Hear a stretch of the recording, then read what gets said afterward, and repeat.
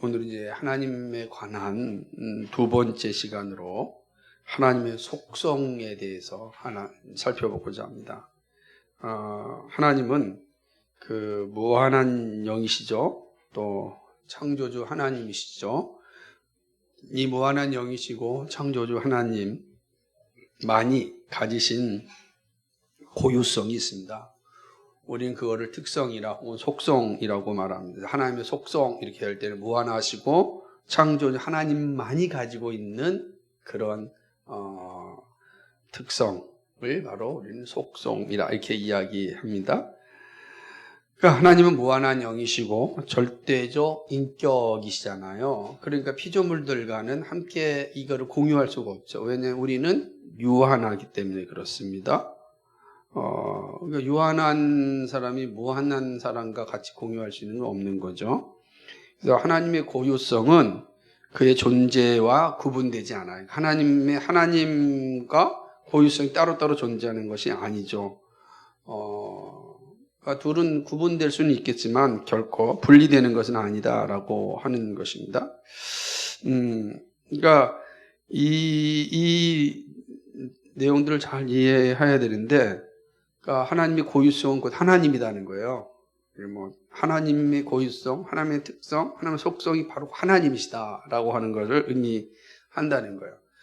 우리가 전통적으로는 이거를 공유적 속성, 비공유적 속성이라고 이제 공부를 했어요. 저도 예전에 우리 교리공 공부할 때도 공유적 속성과 비공유적 속성 이렇게 표현했어요. 그래서 공유적 속성은 이제 우리가 함께 사람에게도 있고 하나님에게도 있고, 비공유적 속성은 이제 하나님에게만 있다 이렇게 이제 했는데, 이제 이 서철원 교수님은 이런 표현을 쓰는 거예요. 어떻게 하나님과 피조물이 속성이 공유될 수가 있겠는가?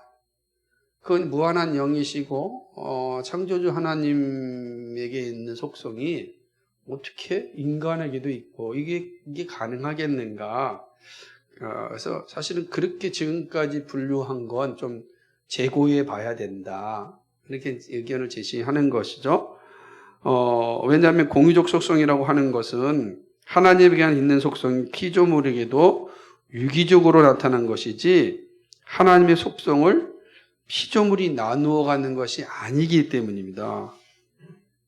다시 말하면 이제 오직 하나님에게만 있는 속성이고 피조물에게는 그냥 유비적으로 나타난 거지, 그게 하나님의 보유한 속성이 사람에게 나누어서 사람도 가지고 있다 이렇게 말할 수 없다. 그래서 이걸 좀 제한을 하는데, 어떻게 제한을 하냐면 공유적, 비공유적이 아니라 전유적, 유기적으로 좀 바뀌어야 된다. 그러니까 오직 하나님에게만 전유적으로 있는 거, 그리고 사람에게 있는 것은 유기적으로 있는 거다라고 하는 겁니다.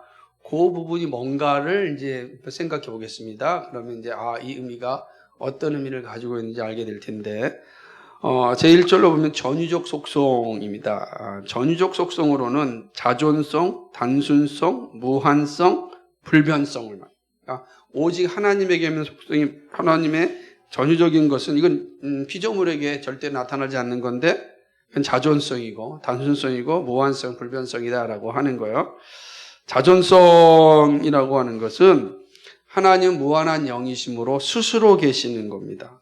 다시 말하면 하나님은 자신이 하나님의 존재의 원인이신 거예요. 자, 우리의 존재의 원인자는 부모님이잖아요. 그죠? 부모님으로부터 내가 존재하는 거 아니겠어요? 그죠? 그리고 그 부모님은 그 위에 존재가 있죠. 그래서 존재의 원인자가 다 있는데, 하나님 뭐예요?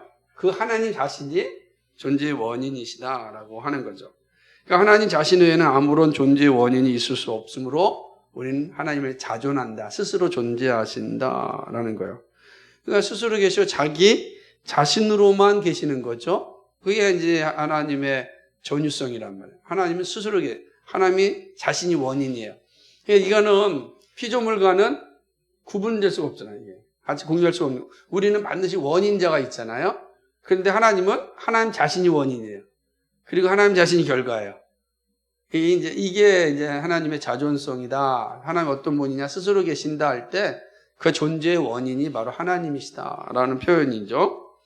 두 번째 전위적 속성 가운데는 뭐냐면 단순성, 또 유일성, 여기서 유일성이 나오는데, 자, 피조물들은 다 상반되는 본성들로 혼합되어 존재합니다. 무슨 말이냐면 우리는 영적인 요소와 물질적인 요소를 다 함께 갖고 있잖아요. 우리의 육신이라는 물질적인 요소와 또 영적인 요소가 혼합되어서 인간이라, 피조물이라 이렇게 이야기를 하는 겁니다. 그러니까 피조된 영들을 보게 되면 영이지만 변할 수 있고 변함으로 단순하다고 할 수는 없죠. 다 우리는 변할 수 있는 존재죠. 우리가 일관성이 없잖아요. 우리는 늘 이렇게 변하는 존재이는 것입니다. 근데 하나님은 어떤 분이냐? 하나님은 전적으로 영이신 거예요. 혼합된 존재가 아니라 영으로 존재하시는 겁니다. 물질적인 존재가 아니라는 거죠. 영으로 존재하시는 겁니다. 그렇기 때문에 하나님은 유일하시죠. 하나님은 영이시다라고 할 때는 혼합되어 있는 존재가 아니라 그 존재 자체로 계시면서 어떤 다른 것과 비교될 수 없는 존재인 거죠. 그가 하나님의 단순성, 하나님은 영이시다라고 하는 이 사실에서 이제 하나님만이 유일하신 거죠. 피조 세계는 다 혼합되어져 있고 구분되어져 있지만 하나님은 하나님 자체로 존재하신단 말이에요. 그러니까 하나님 영이시다라고 하는 표현에서 다른 어떤 그 피조물과도 함께 혼합될 수가 없는 겁니다. 이게 되게 이제 의미죠. 우리는 물질이 없으면 우리 존재할까요? 육체가 없으면 존재하지 않죠. 우리 영이 없으면 존재할까요? 존재하지 않죠. 그러니까 우리 영혼과 육체가 함께함으로 사람이라고 하는 존재, 피조물이 된 거예요. 하나님 그러시지 않다. 하나님은 순수한 영이세요. 영으로 존재하시는 겁니다. 그러니까 하나님 복잡하지가 않아요. 영으로 존재하는. 근데 그 단순하신 영은 유일하신 거죠. 그러니까 오직 하나님만 유일한 영으로 존재하신다. 이 사실이죠. 그래서 우리는 이런 측면에서 하나님의 이 전위적 속성 가운데 단순성 혹은 유일성이다 이렇게 말하는 겁니다. 세 번째 이제 무한성이죠. 하나님만이 가지고 있는 특성이 뭐냐? 이 무한성이죠. 근데 이 무한성이라고 할 때 이 무한성의 개념은 무한한 거. 우리는 다 유한하지만 단지 육체적인 시간의 무한만 얘기하는 것이 아니라 하나님의 무한성이라고 할 때는 지혜와 경륜과 본성, 본능이 다 무한하시다는 거죠. 하나님의 존재는 영원합니다. 하나님은 시작도 없고 끝도 없죠. 그러니까 시작도 없고 끝도 없다라고 하는 표현 항상 계신다는 거예요. 우리는 다 시작이 있잖아요. 그죠? 우리 시작이 없는 사람이 없잖아요. 다 우리 시작이 있죠. 그리고 우리는 다 끝이 있잖아요. 시작이고 끝이 있어요. 우리는 항상 존재하지 않죠. 시간 내에서만 존재하는 거예요. 시작과 끝 내에서만 존재하는데 하나님은 시작이 없고 끝이 없어요. 항상 존재하시는 거예요. 그리고 영원히 존재하시는 거죠. 그러니까 우리 시간에 구애받지 않으신다라고 하는 거죠. 하나님은 그 존재가 무한하십니다. 영원부터 계심으로 무한한 존재 방식을 가져서서 한 곳에 계시면서 동시에 여러 곳에 계십니다. 그러니까 우리는 물질을 가지고 혼합된 존재이기 때문에 여기만 있어요. 다른 데 동시에 있을 수가 없어요. 그러니까 우리가 이 웨스트민스터 홀에 있으면서 동시에 하이델베르 홀에 있을 수가 없어요. 근데 하나님은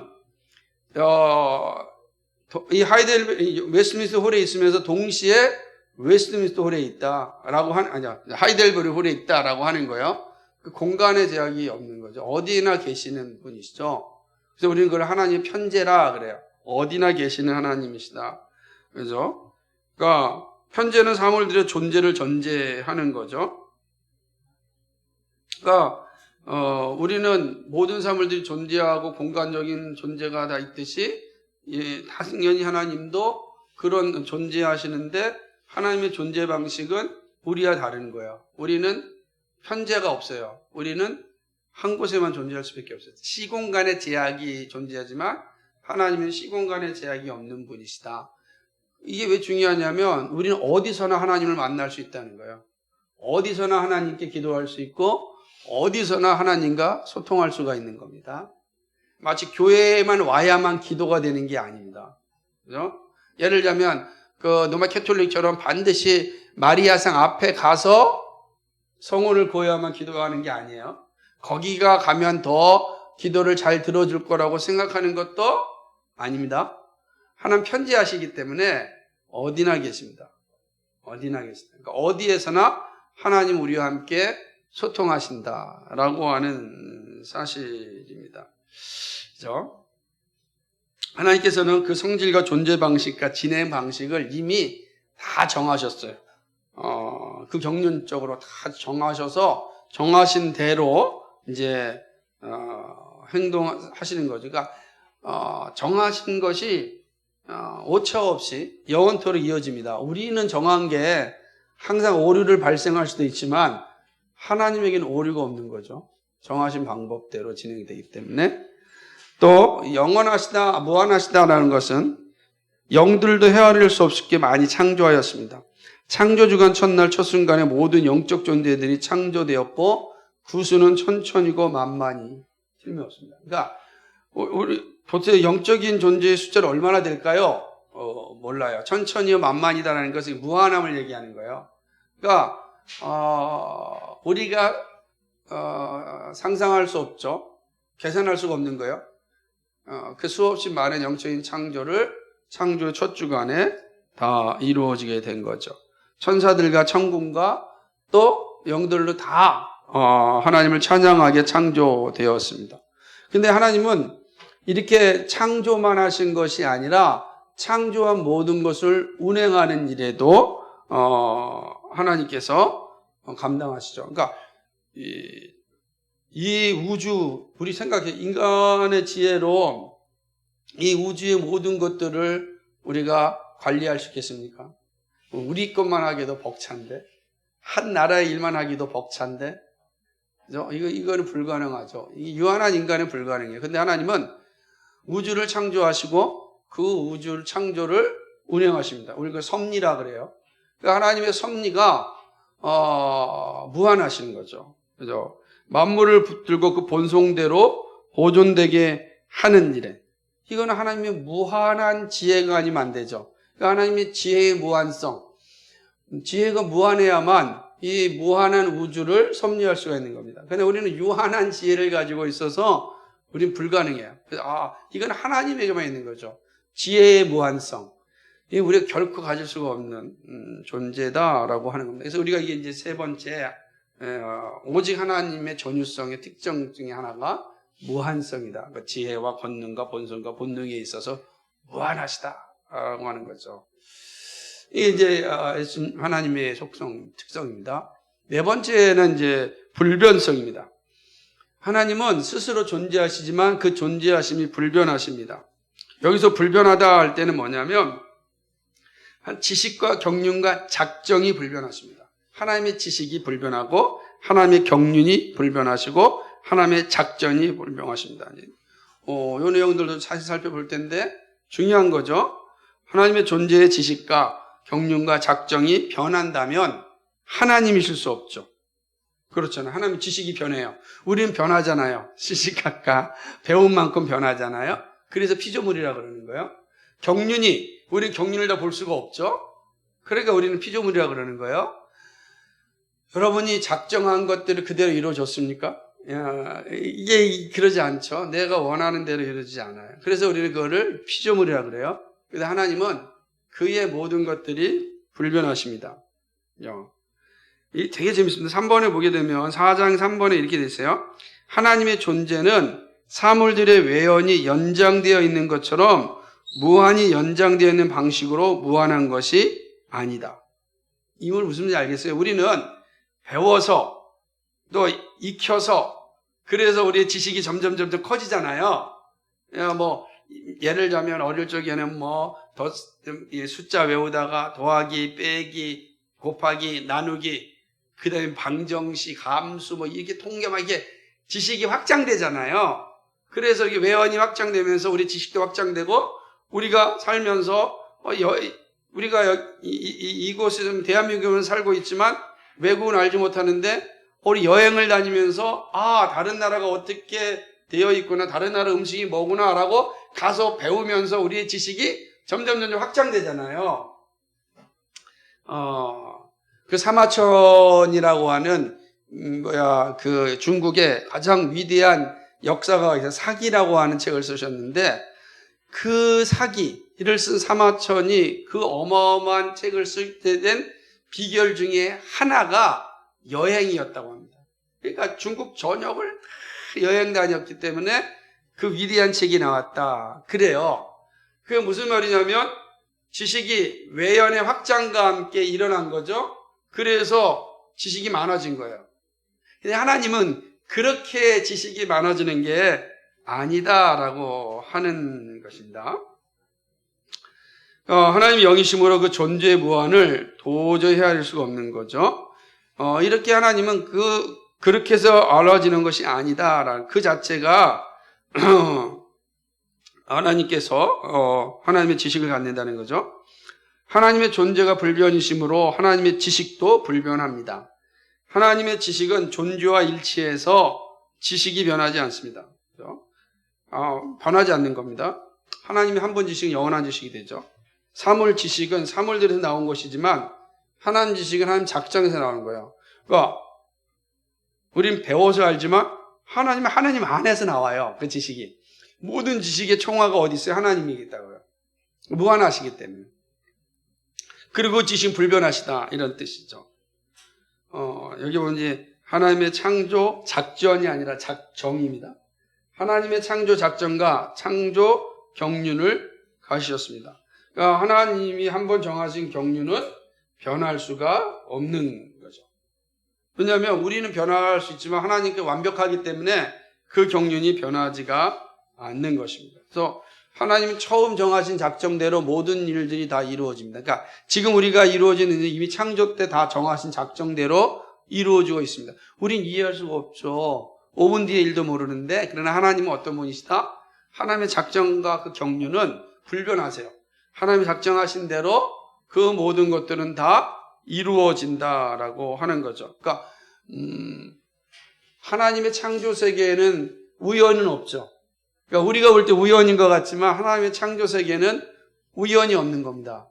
하나님이 작정하신 대로 하나님의 나라를 이루어 가시기 때문에 그렇습니다. 이게 되게 이제 위대한 일이 되는 거죠. 그래서 우리가 하나님이 어떤 속성을 가지고 있느냐 할 때 네 가지를 이제 말할 수가 있는 것입니다.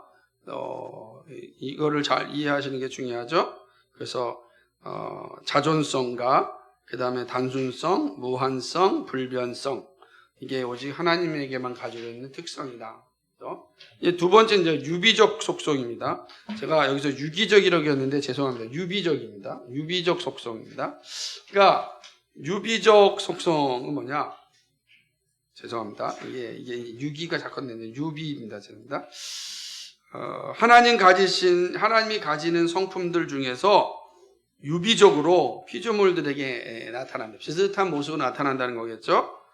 본래는 하나님의 고유한 속성이지만 하나님이 사람들을 그의 형상으로 지으심으로 그 속성이 피조물들에게도 중요한 거예요. 반사되게 하셨다. 그러니까 반사된 거예요.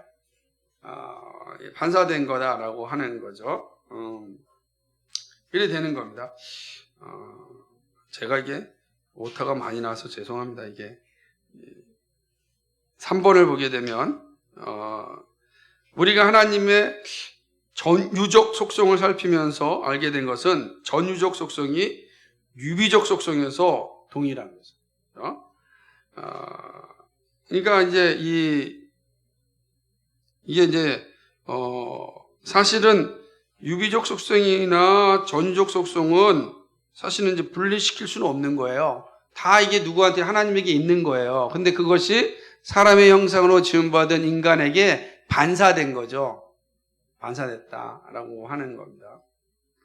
그럼 이제 하나님이 가시는 성품들 중에서 피조물에게 나타난 그러한 성품이 뭐겠는가? 이게 중요한 거죠. 이게 공유된 것이 아니에요. 하나님만이 가지고 있는데 그것이 하나님 형상으로 지음받은 인간에게 반사돼서 나타나 있는 거예요. 그래서 우리가 우리의 모습을 통해서 하나님이 어떤 분인가를 알 수 있는 그런 속성이 있는데 그 첫 번째가 뭐냐면 이제 하나님 생명이죠. 그리고 하나님 지식과 지혜인데 첫 번째 생명은 뭐냐면 하나님의 생명은 하나님 자신입니다. 그렇죠? 하나님의 생명은 자신 안에서 무한히 활동하시는 힘이 되는 겁니다. 하나님만이 살아계시고 모든 만물들을 살게 하십니다. 그렇죠? 그러니까 하나님은 생명이시기 때문에 항속적으로 일하시죠. 그러니까 영원토록 일하시죠. 그래서 우리가 읽었던 요한복음 5장 17절도 내 아버지께서 이제까지 일하시니 나도 일한다. 이제까지 일하신다. 도대체 언제부터요? 그죠? 언제부터 일하신 거죠? 창조 때부터 예수님 말씀 그 당시까지. 지금까지 하나님 일하신다. 왜? 어떻게 일하십니까? 그죠? 하나님은 스스로 존재하시지만 일한다라고 하는 게 뭐예요? 살아있다라는 뜻이잖아요. 일한다라는 거는 살아있다. 살아있는 사람만 일하잖아요. 그러니까 여기서 하나님의 이제 생명의 개념을 얘기하는 거예요. 그러니까 우리가 일할 수 있는 건 우리가 다 생명을 가지고 있기 때문에 일하는 거죠. 그런데 이제 보세요. 하나님 안에 있는 이 영원한 생명, 오직 하나님이 가지고 계신 거예요. 그런데 우리도 생명이 있잖아요. 그러니까 이거는 하나님과 우리의 생명은 같은 건 아니에요. 오직 하나님만이 가지고 영원한 생명이 있어요. 근데 우리가 그 생명을 이해할 때 우리의 반사되어 있는 우리가 가지고 있는 생명에 대한 이해로 하나님의 생명을 이해할 수 있다는 거죠. 근데 우리는 뭐예요?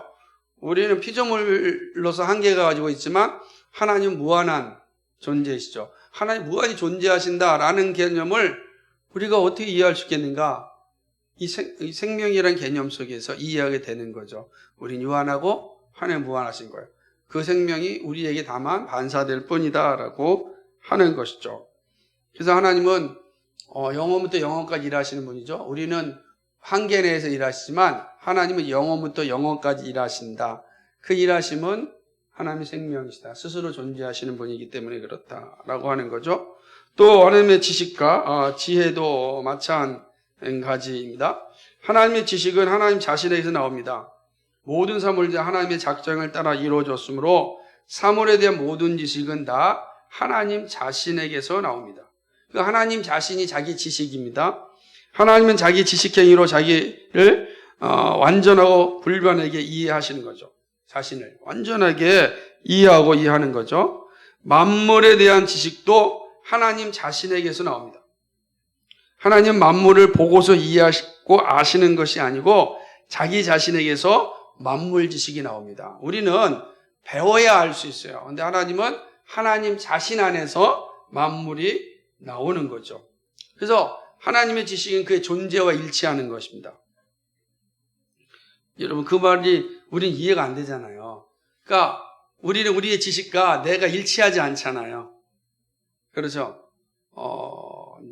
내가 가지고 있는 것과 내 지식이 나와 다 일치되지 않아요. 왜냐하면 우리의 지식은 항상 뭐가 있습니까?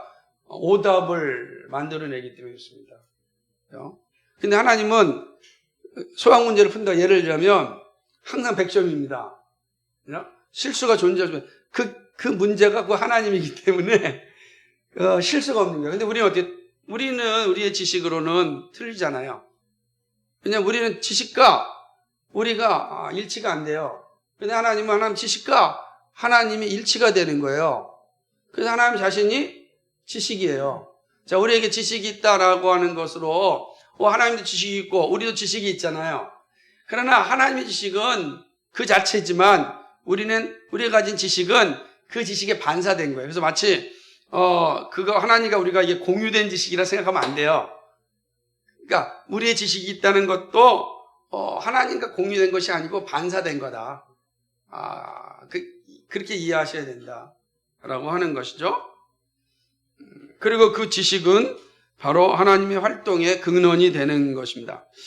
자, 근데 이 지식에 대해서 한번 좀 더 세부적으로 알아보자면 세 가지가 될 수 있어요. 하나가 뭐냐? 하나님의 미리하심, 또 하나님의 지혜, 하나님의 의지. 이게 이제 하나님의 그 지식과 지혜에 대한 건데요. 하나님은 모든 것을 자기 자신으로부터 아시고 자기 자신 안에서 아시고 자신으로 말미암아 아십니다. 이해가 되십니까? 모든 건 다 자신에게서부터 아는 거죠. 미래에 일어난 모든 일들은 하나님 작정대로 일어나므로 하나님이 미래를 미리 아신다라고 말하는 거예요. 하나님 미리 아셨다라고 할 때는 앞으로 일어날 일을 생각해서 아시는 게 아니라 이미 작정하셨기 때문에 미리 아신다라는 거예요. 이해가 되십니까? 그러니까 미리 아신다라는 것은 지금 모르고 앞으로 일어날 일 안다 예언의 개념이 아니라 이미 모든 하나님의 지식 가운데 세계가 작정되었기 때문에 그 작정을 아시는 주님께서 미리 아신다라고 할 때는 이미 작정 가운데 이루어진 일이기 때문에 아신다라고 표현하는 것입니다. 하나님 무한한 영이시고 절대적 인격이시므로 미래에 일어난 일들을 현재의 일들처럼 아십니다. 미래에 일어난 것은 우리는 유한하기 때문에 미래를 갈 수 없잖아요. 근데 하나님은 영원하시기 때문에 미래라는 게 존재하지 않아요. 미래가 없이 항상 현재예요. 그래서 하루가 천년 가고 천년이 하루 같다라는 것은 하나님의 속성은 뭐죠? 늘 현재이기 때문에 그렇습니다. 그리고 그 현재인 이유는 영원부터 영원까지 일하신 하나님께서 이미 영원 전에 다 작정하신 것이 이루어지기 때문입니다. 성경 그렇게 얘기하는 거죠. 그래서 사람이 그 길을 계획할지라도 인도하시는 여호와시다라고 하는 이유는 우리는 계획할 수밖에 없어요. 미래를 모르니까. 그러나 하나님은 뭐예요? 영원부터 영원까지 일하시기 때문에 그걸 다 아시는 거예요. 작정대로 이루시기 때문에 말씀하시는 거예요.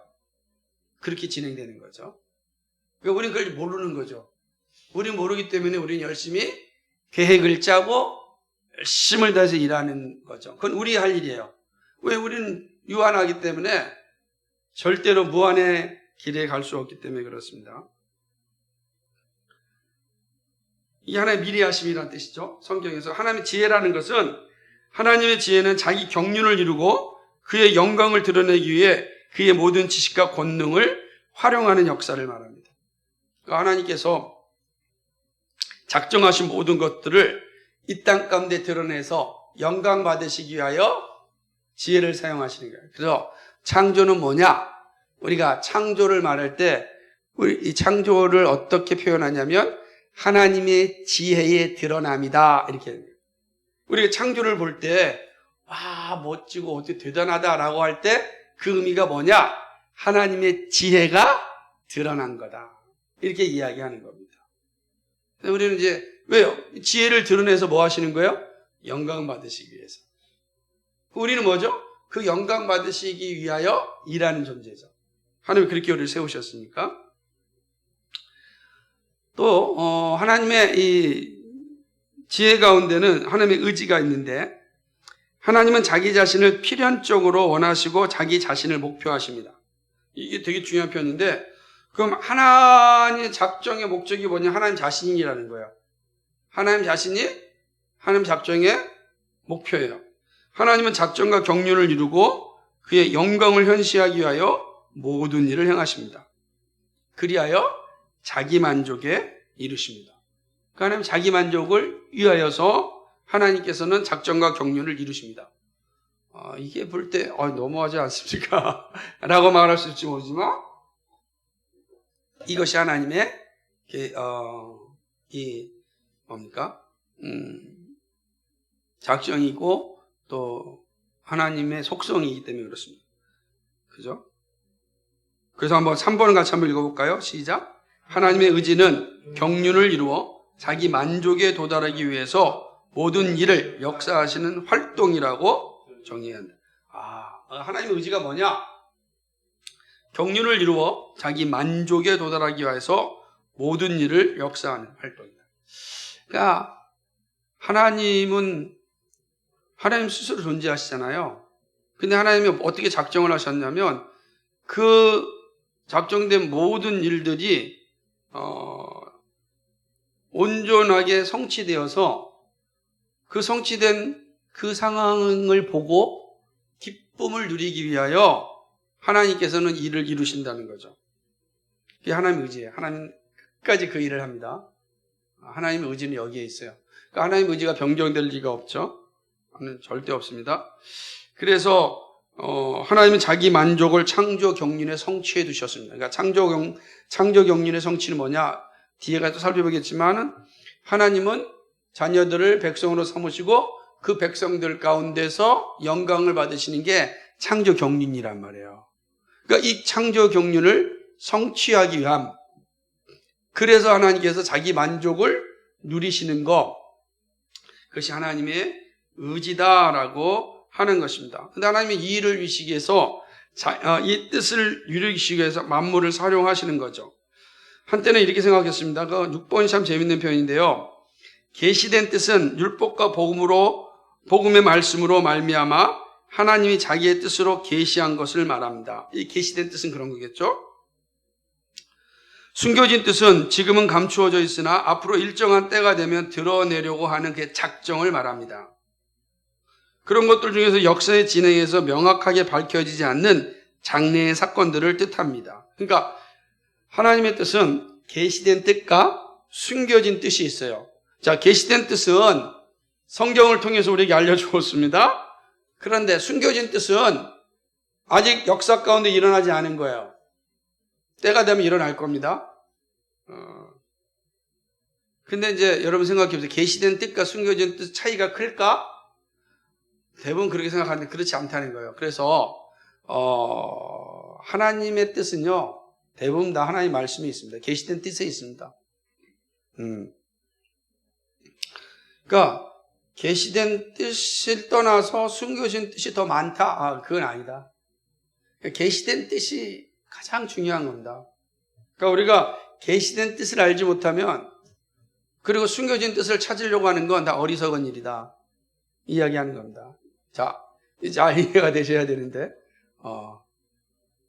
자, 계시된 뜻은 성경 말씀이고, 숨겨진 뜻은 우리가 말 그대로 아직은 우리가 알 수 없으나 어떤 때가 되면은 드러날 것이다 라고 하는 건데, 그 갭이 없다는 거예요. 거의 말씀 계시에 하나님의 숨겨진 뜻도 볼 수 있다라고 하는 것입니다.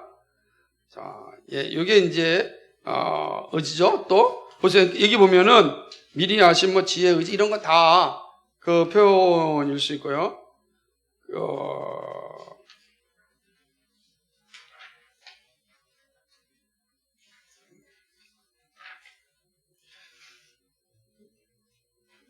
예. 그 다음에 이제 그 하나님의 지식과 지혜에서 이제 네 번째가 뭐냐면 사랑입니다. 여기 사랑도 마찬가지죠. 오늘 우리가 좀 살펴볼 텐데요. 이게 이제 유비적 속성을 좀 계속 보고 있는 거예요. 그죠? 공유수성 보는 게 아니라 우리도 사랑이 있잖아요. 그죠? 그러니까 마치 우리가 사랑이 있으니까 하나님의 사랑과 우리의 사랑이 같이 공통된 거다, 이렇게 생각하는데 그렇지 않다는 거죠. 그러니까 우리가 사랑하는 건 하나님의 사랑이 우리에게 반사돼서 우리가 사랑하는 거지만, 하나님이 가진 사랑은 우리가 같을 수가 없어요. 왜냐하면 하나님의 사랑은 피조물들을 향하여 나타내시는 이 호의적 성향인데, 하나님은 하나님의 사랑은 뭐냐? 피조물들에게 선을 원하시는 겁니다. 그러니까 사랑은 하나님의 본질적 고유성이라고 말하는데, 왜 그러냐면 하나님의 사랑이 없으면 피조물들이 본래대로 존재할 수가 없어요. 그러니까 우리가 존재할 수 있는 건 하나님의 사랑 때문입니다. 그러니까 우리의 사랑과 다르잖아요. 우리의 사랑과 존재할 수가 없어요. 그러니까 우리가 왜 이렇게 얘기하냐면, 공유적 속성, 비공유적 속성으로 얘기하면 우리의 사랑과 하나님의 사랑이 뭐 비슷하다. 그래서 우리가 부모와 자식이 하는 사랑과 그런 걸 통해서 하나님의 사랑을 안다, 이렇게 하면은 이게 하나님을 오해할 수 있다는 거예요. 그러니까 우리의 사랑 자체가 우리 사랑이 있지만 그것이 하나님의 사랑을 이해하는 건 아니라는 거예요. 다만 하나님의 사랑이 반사돼서 우리에게 사랑이라고 하는 모습이 드러난 건데 다르다. 그러니까 하나님의 사랑은 거룩한 사랑이고요. 우리의 사랑은 비교할 수 없죠. 더군다나 하나님의 사랑은 공의와 함께합니다. 그러니까 하나님의 사랑이 공의예요. 공의가 곧 하나님의 사랑이에요. 그러니까 공의와 사랑을 구분하지 않아요. 공의가 사랑이고 사랑이 공의다. 우리는 그러지 못하잖아요. 그렇다라고 하는 거죠. 보편적 혹은 일반적 사랑은 죄를 제외하고는 모든 피조물로서 사랑하심을 말합니다. 근데 하나님이 그의 지으신 모든 피조물에 대해 갖는 사랑은 일반 은총으로 나타납니다. 그래서 우리가 좀 존재하는 것 중에 일반 은총을 한번 생각해 보십시오. 모든 사람들이 다 가지고 있는 재능과 은사들이 있잖아요. 이런 것들은 하나님의 일반 은총으로 주어진 거란 말이에요.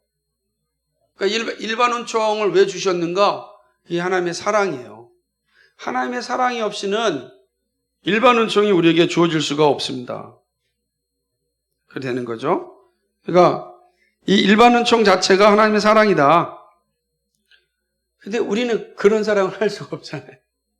모든 만물에게 이런 어떤 관심을 둘 수가 없는 거죠. 개념이 다릅니다. 뿐만 아니라 사랑은 어떤 거냐? 더 궁극적으로 가면 죄인들을 불쌍히 여기셔서 구원하시는 하나님의 선하심. 그러니까 하나님의 사랑과 우리의 사랑이 다르죠? 그죠? 그러니까 이 차이가 있는 거죠. 우리에게 있는 모습도 하나님에게 있는 것과는 분명히 차원이 다르다라고 이야기하는 것입니다. 자, 그 다음에 다섯 번째는 뭐냐? 우리가 가지고 있는 그 속성 중에는 은혜가 있습니다. 하나님 은혜. 하나님의 은혜는 하나님의 덕과 호의입니다. 하나님의 은혜는 합당하지 않는 자들에게 베푸시는 호의, 즉 선물입니다. 오늘 아침에도 보았던 것처럼 죽어 마땅한 자들을 향하여 하나님께서 불쌍히 여기셔서 살려내시기로 한 그 친절한 마음, 그것이 바로 은혜라는 거죠. 은혜. 그래서 은혜는 조건 없이 거저 주시는 사랑입니다. 우리도 서로 은혜를 베풀기는 하지만 우리 안에는 은혜랑 하나님의 은혜랑은 다르다. 그죠? 반사돼서 우리가 은혜를 행하지만 이 공통된 속성이 아니고 반사된 속성이다. 그러니까 하나님의 은혜를 얘기할 때 이 개념을 잘 이해해야 된다. 근데 하나님의 은혜에는 세 가지가 있어요. 불쌍히 여기심, 긍휼이죠. 오래 참으심, 하나님의 인자하심. 이게 하나님의 은혜예요. 은혜의 모습에는 요 세 가지가 있어요.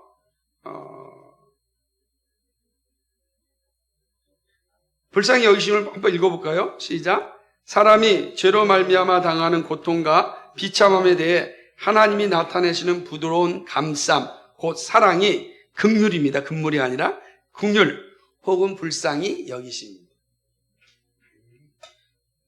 그죠? 오래 참으심.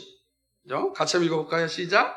오래 참으심은 하나님의 온유한 의지로서 죄인에 대해 그의 진노를 가라앉히시고 죄인들을 참으시며 그들의 죄값대로 심판을 집행하지 않으시고 회개하여 돌이키기를 참아 기다리심. 그런 거예요. 만약에 하나님께서 오래 참지 않았으면 어떻게 되죠? 우린 다 죽습니다. 자, 우리의 인내랑은 다르죠? 그러니까 하나님이 오래 참으신가, 하나님 오래 참으신가, 또 인간에게도 인내가 있다, 같은 게 아니라는 거예요. 개념이 달라요. 그런데 우리가 왜 인내합니까? 하나님의 형상으로 지음받아서 하나님의 속성이 우리에게 반사되어서 일정 부분 나타나는 것이지 그게 하나님과 우리가 같은 게 아니다. 이해가 되시겠어요? 그죠? 이해되셔야 돼요. 그리고 하나님의 인자하심.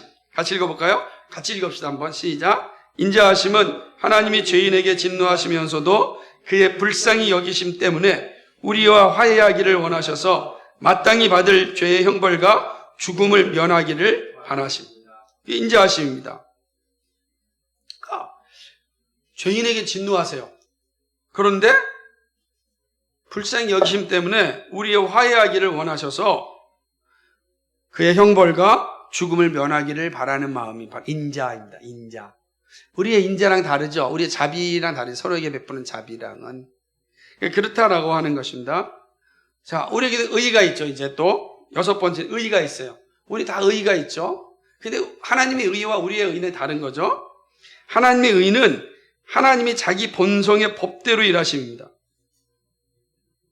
자기 법에 규정하는 것을 원하시고 승인하시며 실제로 이루십니다. 이 법 질서에 어긋나는 것을 원하지 않으실 뿐 아니라 미워하십니다. 이 명확한 겁니다. 그렇죠?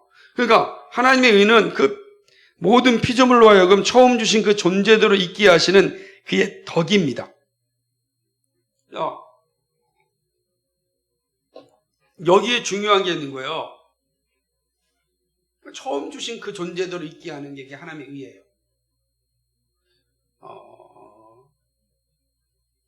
그런데 이제 인간이 그러지 못하잖아요. 그러죠? 처음 존재대로 있어야 되는데 그러지 못했잖아요. 그래서 어떻게 했습니까? 하나님께서는 그 죄는 벌하시고 죄가는 속량되게 하신 겁니다. 원래대로 있어야 되는데 그러지 못한 거죠. 하나님은 사람과 언약을 체결하셔서 일하십니다. 이게 이제 시간이 됐어도 끝까지 좀 볼게요. 또. 그래서 이제 반드시 하나님은 언약을 체결해 일하는데 사람이 언약을 파기하였습니다. 그래서 하나님 앞에 인간이 설 수 없게 됐죠. 근데 하나님께서 그런 인간들을 다시 하나님 앞에 설 수 있게끔 하기 위하여서 은혜를 베푸셨습니다. 하나님이 사람에 대해 오셔서 우리가 이루어야 할 순종의 요구를 대신 이루시어 그 본성에서 죄가 속량되게 하셨습니다. 죄의 대가를 자기의 법대로 하셔서 하나님이 자신이 갚으심으로 공의가 만족되게 하셨죠. 잘 아는 겁니다. 그러니까 하나님이 자기 본성과 약속에 부착하시면서 의를 이루셨습니다. 이렇게 이룩하신 의를 우리에게 전가시켜 우리를 의롭다고 하신 겁니다. 그것이 바로 칭의다라는 거예요.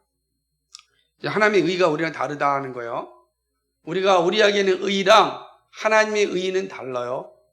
이 부분을 보여주는 겁니다. 이 하나님의 의고 은혜입니다. 그러니까 죄인이 의롭다함을 얻어서 하나님 앞에 서는 거, 그게 의예요. 의. 그러니까 우리가 의를 얘기할 때 우리에 있는 의와 하나님의 의가 달라요. 근데 하나님의 의가 우리에게 반사되어서 우리가 일정 부분 의롭게 살 수 있는 겁니다. 7번째 주권입니다. 우리 다 주권이 있잖아요. 근데 하나님의 주권과 우리의 주권이 다릅니다. 왜냐하면 하나님의 주권은 하나님이 자기 작정을 이루시는 권세입니다. 그러니까 이게 우리의 주권이죠. 우리의 주권과 다르죠. 우리의 주권을 가지고 있지만 우리는 이 주권이 온전하지 못하단 말이에요. 근데 하나님의 주권은 온전합니다. 그 주권에는 두 가지가 있어요. 하나는 절대적 권세가 있고 섭리적 권세가 있어요. 절대적 권세는 하나님이 자기 영광을 위해서 원하시는 모든 것을 다 수행할 수 있는 권세예요. 섭리적 권세는 하나님이 이루시기로 작정하신 것을 이루시는 권세입니다. 이게 하나님의 주권에 있어요. 그러니까 하나님의 주권은 두 가지 권세가 있는데 절대적 권세요, 섭리적 권세다라고 하는 거죠. 이게 이제 주권의 개념을 이해할 때도 전혀 다른 거죠. 그래서 우리는 비공유적, 공유적 이런 표현보다도 전유적, 그 다음에 유비적 이렇게 보는 게 맞다 이 얘기하는 거예요. 이해가 되시죠? 이 말이. 그러니까 우리가 주권을 가지고 있다 할지라도 그게 하나님과 같이 공통된 건 아니다. 마지막으로 이제 하나님의 거룩입니다. 이게 가장 중요한 이제 표현인데, 우리 다 거룩하잖아. 내가 거룩하니 너희도 거룩하라 그러셨잖아요. 성경에 내가 거룩하니 너희도 거룩하다. 우리도 거룩이 있고 하나님 거룩이니까 그 거룩과 하나님의 거룩이 같이 공유된 거다 생각할 수 있는데 그렇지 않다라는 거죠. 우리의 거룩은 하나님의 거룩이 반사된 거지 하나님의 거룩과 우리의 거룩이 공통된 게 아니다. 그럼 도대체 하나님의 거룩은 뭐냐? 하나님의 거룩은 하나님의 모든 신성의 표현이라는 거죠. 하나님 모든 신성이 표현되는 게 거룩이에요. 하나님의 그의 본성을 드러내실 때는 언제나 거룩한 자로 나타나십니다. 하나님의 신성 자체의 표현이 바로 거룩입니다. 근데 이 하나님의 거룩은 도덕적 속성에만 국한되는 것이 아니라 하나님의 존재 자체, 신성 자체의 표현이 거룩이에요. 그러니까 하나님의 완전성은 바로 신성 자체이고 그것이 거룩입니다. 거룩하심이 자기 영화이고 영광이죠. 그러니까 하나님 자체가 거룩이에요. 그러니까 우리가 거룩하다라고 할 때는 내가 거룩하니 너희도 거룩하라 할 때 하나님 우리에게 말하는 그 거룩은 우리의 도덕적 속성에 있어서 거룩하라는 거예요.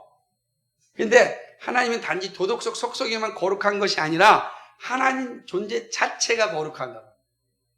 이 다르다는 거죠. 그 신성 자체가 거룩하다라는 거죠. 그래서 하나님이 거룩하시고 영화로우시기 때문에 그 거룩함이 밖으로 드러내면 영광이 되는 겁니다. 그 거룩함을 보고 모든 사람이 하나님을 영화롭게 하는 이유가 우리가 하나님을 영화롭게 한다 할 때 그 거룩함이 밖으로 드러낼 때 우리는 하나님께 영광을 돌릴 수밖에 없는 거죠. 거룩하신 하나님 보면 우리도 너무 위대한 사람 보면 갑자기 그냥 그 무릎을 꿇듯이 그 하나님의 거룩함이 드러나면 우리가 하나님 앞에 무릎을 꿇는 거예요. 그 얘기를 하는 겁니다.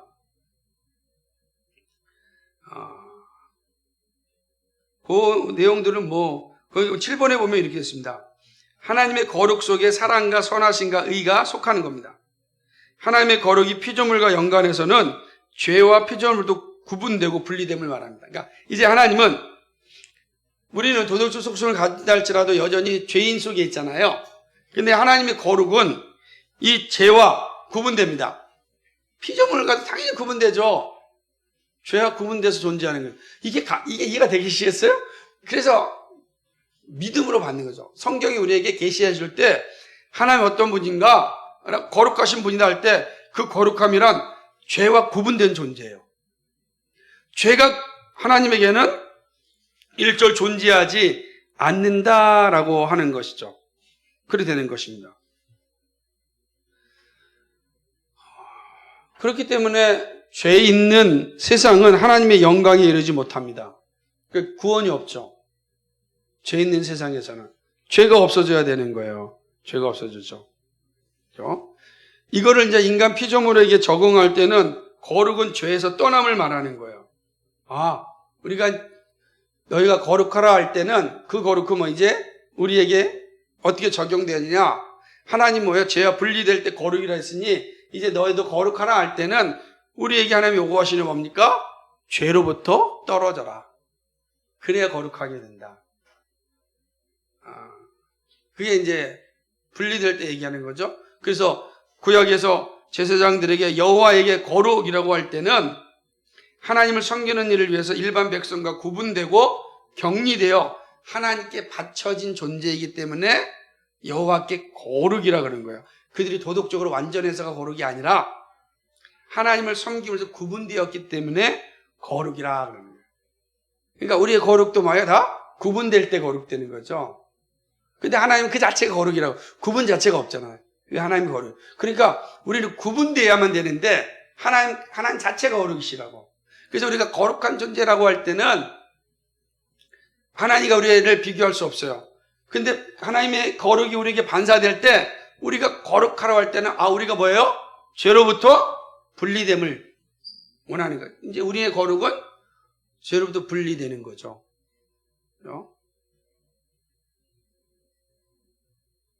그래서 신약에서 거룩은 새 언약 백성이 그리스도의 피로 깨끗이 씻음 받았을 때 적용됩니다. 그래서 우리 거룩한 백성이다 라고 이야기하는 거죠. 거룩한 백성이다. 이게 분리되었다. 우리 도덕적으로 뭡니까? 거룩해서 거룩한 것이 아니라 분리되어서 거룩하다는 거예요. 근데 하나님 뭐예요? 하나님 자체는 그런 도덕적인 분리인 경 그 자체가 거룩이라고요. 이건 다르다는 거죠. 자, 결론 내릴게요. 그러니까 하나님의 속성, 하나님 어떤 분인가 할 때 하나님 자신만이 가지고 있는 특성이 있어요. 근데 하나님 자신만의 특성이 뭐냐면 인간에게서는 도저히 볼 수 없는 특성이 있습니다. 그것이 바로 자존성이죠. 우리는 스스로 자존하지 않죠. 또 유일성, 단순성입니다. 또 불변성이고 무한성이죠. 그러니까 이거는 오직 하나님, 이 인간에게서는, 피조물에게서는 도저히 볼 수가 없는 거예요. 오직 하나님에게서만 있는 거죠. 그 하나님의 전유적 특성이라, 전유적이라는 거는 오직 하나님에게만 전유적이라는 거니까 전적으로 하나님에게만 있다라고 하는 거 아니겠어요? 그런데 또 반면에 하나님이 가지고 있는 속성이 있는데 그 속성은 우리의 피조물의 모습 속에서도 볼 수가 있어요. 하지만 피조물의 모습에 볼 수 있다고 해서 그것이 하나님의 피조물의 속성이 하나님과 같이 공통된다 이렇게 볼 수는 없습니다. 하나님의 속성은 여전히 하나님의 속성이, 근데 유비적으로 사람의 모습, 피조물에게서도 반사되어 볼 수 있는 모습이 있다. 그 8가지를 본 거예요. 그죠? 그 내용이 아까 얘기했던 것처럼 뭡니까? 하나님의 생명, 지식과 지혜, 그죠? 사랑, 은혜, 의, 그죠? 이런 거 얘기하는 겁니다. 그리고 주권과 거룩, 이런 것들은 피조물에게서도 볼 수가 있어요. 그런데 그렇다고 해서 그것이 하나님이 가지고 있는 은혜와 주권과 사랑과 생명과 지혜와 지식과 같질 않아요. 전혀 다릅니다. 역시 이것도 하나님에게서만 가질 수 있는 거죠. 그러나 우리의 그를 하나님도 지혜가 있어. 근데 우리도 지혜가 있으니까 그 지혜가 우리의 지혜와 같은 거 아니야? 아니다. 하나님의 지혜, 우리의 지혜는 전혀 다르다. 그런데 왜 우리가 하나님에게 지혜란 말을 썼을까? 왜 우리가 지혜라는 단어를 쓸까? 그건 하나님의 형상으로 지음받은 피조물들에게 하나님의 속성이 반사되어 나타나기 때문에 우리가 지혜라는 말을 쓰는 거지. 그것이고 하나님의 지혜요, 하나님의 사랑이요, 하나님의 생명이요, 하나님의 은혜요, 하나님의 주권이요, 하나님의 거룩하 다르다라고 하는 겁니다. 그러나 우리는 하나님에게는 이러한 속성을 가지고 있다. 하나님의 이 속성. 그러니까 우리는 이걸 한번 여러분 하나님을 잘 생각해 보면요. 모든 것이 다 피조물인 우리와 관계합니다. 그래서 그렇구나. 그러니까 하나님을 알면 알수록 우리의 신앙이 더욱더 분명해지는 이유가 여기에 있습니다.